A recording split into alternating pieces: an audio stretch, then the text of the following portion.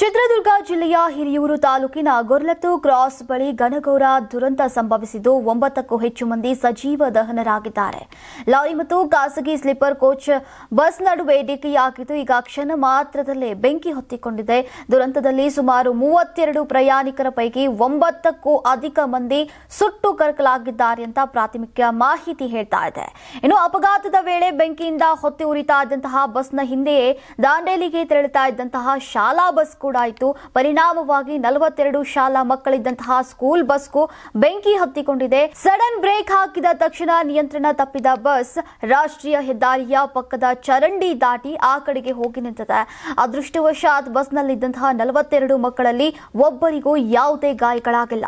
ಶಾಲಾ ಬಸ್ ಚಾಲಕ ಪ್ರತ್ಯಕ್ಷ ಸಾಕ್ಷಿಯಾಗಿದ್ದು ದುರಂತದ ಬಗ್ಗೆ ಎಳೆಯಾಗಿ ಬಿಚ್ಚಿಟ್ಟಿದ್ದಾನೆ. ಅವರ ಹೇಳಿಕೆಗಳನ್ನ ಪೊಲೀಸರು ದಾಖಲಿಸಿಕೊಂಡಿದ್ದಾರೆ. ಸದ್ಯ ಮೃತದೇಹಗಳನ್ನ ಗುರುತಿಸುವ ಕಾರ್ಯ ನಡೀತಾ ಇದೆ. ಮೃತಪಟ್ಟ ಪ್ರಯಾಣಿಕರು ಡಿಜಿಟಲ್ ಮೂಲಕ ಟಿಕೆಟ್ ಕಾಯ್ದಿರಿಸಿದ್ದರಿಂದ ಅವರ ದೂರವಾಣಿ ಸಂಖ್ಯೆಗಳನ್ನು ಬಳಸಿ ಸಂಬಂಧಿಕರನ್ನ ಸಂಪರ್ಕಿಸುವಂತಹ ಪ್ರಯತ್ನದಲ್ಲಿ ಈಗ ಪೊಲೀಸ್ ಅಧಿಕಾರಿಗಳು ನಿರತರಾಗಿದ್ದಾರೆ.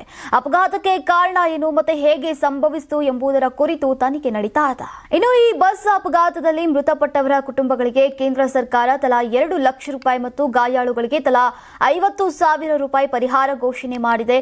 ಘಟನೆ ಬಗ್ಗೆ ಪ್ರಧಾನಿ ನರೇಂದ್ರ ಮೋದಿ ಕೂಡ ಸಂತಾಪವನ್ನು ಸೂಚಿಸಿದ್ದು ಪ್ರಧಾನಮಂತ್ರಿಯ ರಾಷ್ಟ್ರೀಯ ಪರಿಹಾರ ನಿಧಿಯಿಂದ ನೆರವು ನೀಡುವುದಾಗಿ ಘೋಷಿಸಿದ್ದಾರೆ. ಈ ಬಗ್ಗೆ ಪ್ರಧಾನಿ ಕಾರ್ಯಾಲಯ ಎಕ್ಸ್ ಮೂಲಕ ಈಗ ಮಾಹಿತಿಯನ್ನ ಹಂಚಿಕೊಂಡಿದೆ.